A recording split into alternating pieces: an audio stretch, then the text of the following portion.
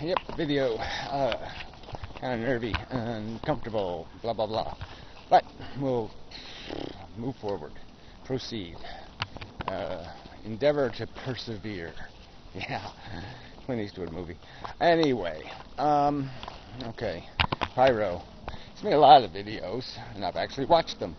But they made one, his response to Biodegradableman, and I thought it was kind of funny, just because he seemed awful defensive, and the argument was sort of crap. I mean, I'm not defending the tactics of Biodegradableman. I mean, he's, he is a troll. That's what he is. But the point is there's a truth that has to be answered to in what he's saying about these phantasmagoricals, as I have labeled them. And Pyro falls into that category. I mean, Pyro, you've done it in more than one video where you've basically said something fucktarded like, something's better than nothing.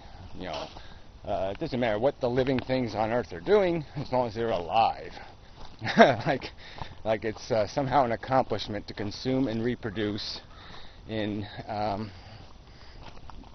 that, you assume there to be some grand neutrality, like somehow it all equals out in the end, that all these little experiments, these little consuming and reproducing experiments conducted by nature are completely benign, like it's a wash even, and that's just a presumption. First off, it's just pulled out of your ass bullshit, as is your other point that you do make too often or suggest too often, is somehow life is happening all over the universe. It just seems, oh yeah, well, you can't, there's no argument to say otherwise.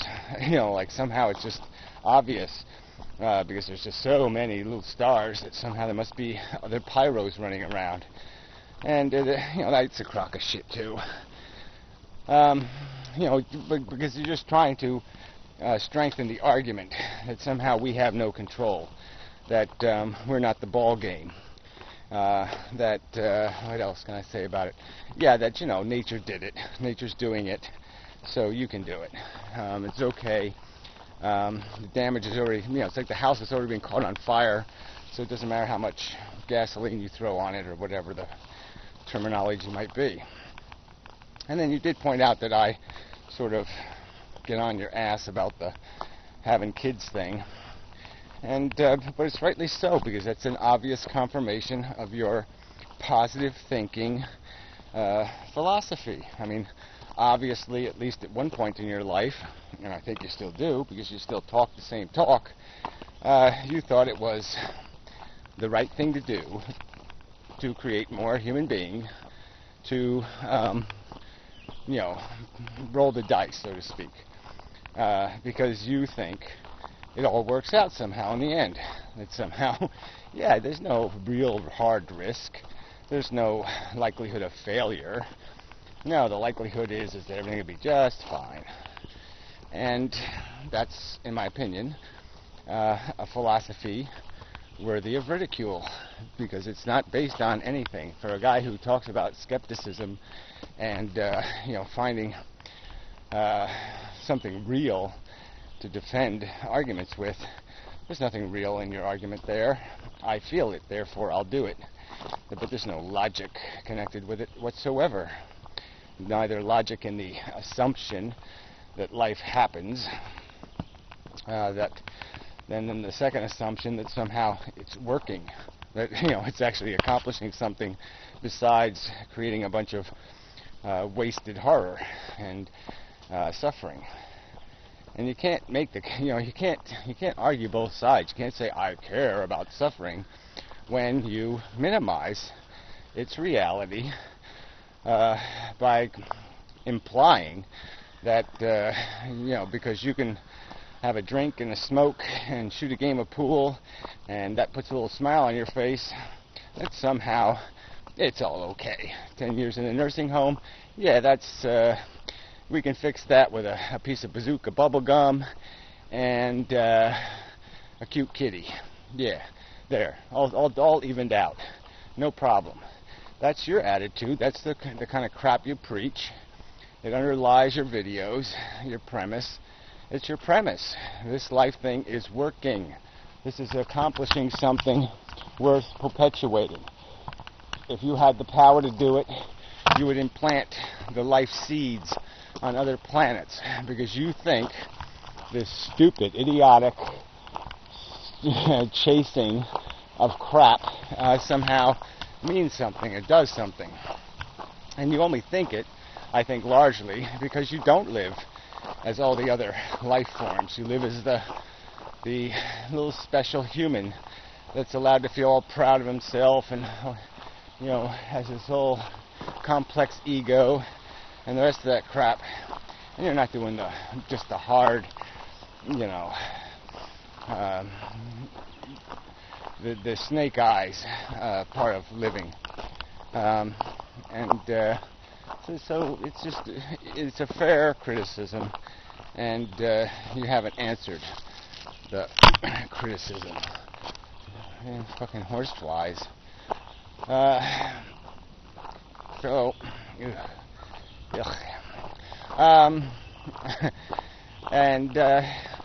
so I mean, there are a couple of arguments, a couple of points where I think biodegradableman is quite correct to harangue you with the inconsistency of your phantasmagorical babble when it comes to defending and justifying the workings of the consumption and reproduction machine.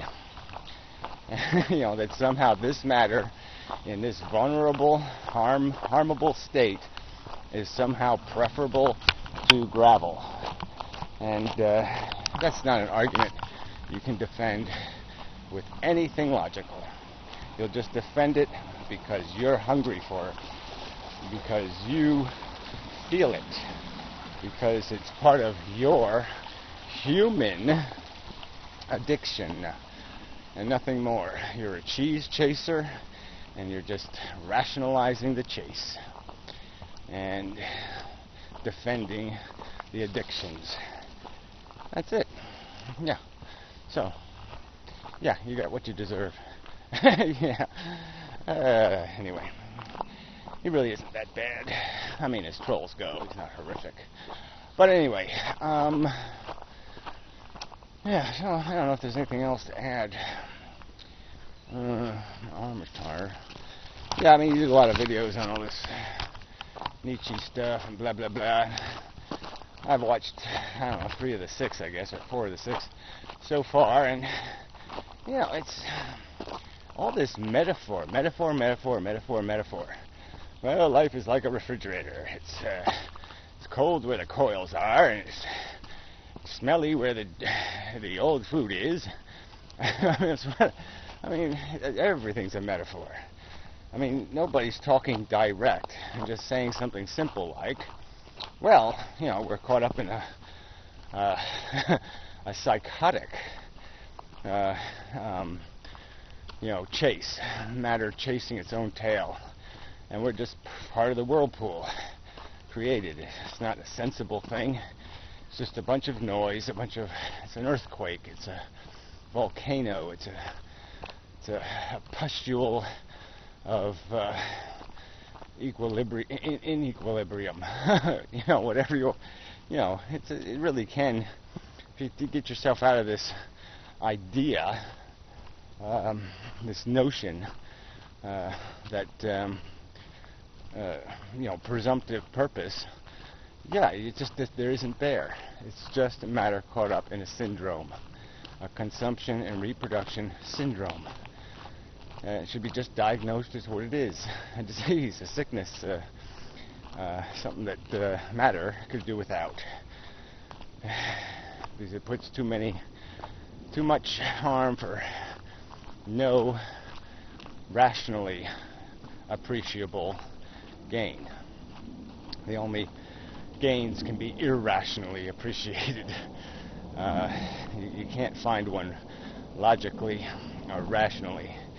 It's only subjectively using your hunger or horniness, then you'll find it. You can find beauty and justification that way, but you won't find it intellectually or in an intellectually honest fashion. Let's put it that way.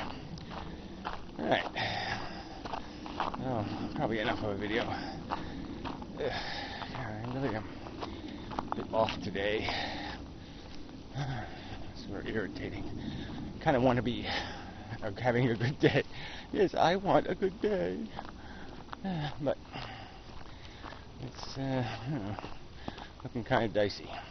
Anyway, till the next time and such.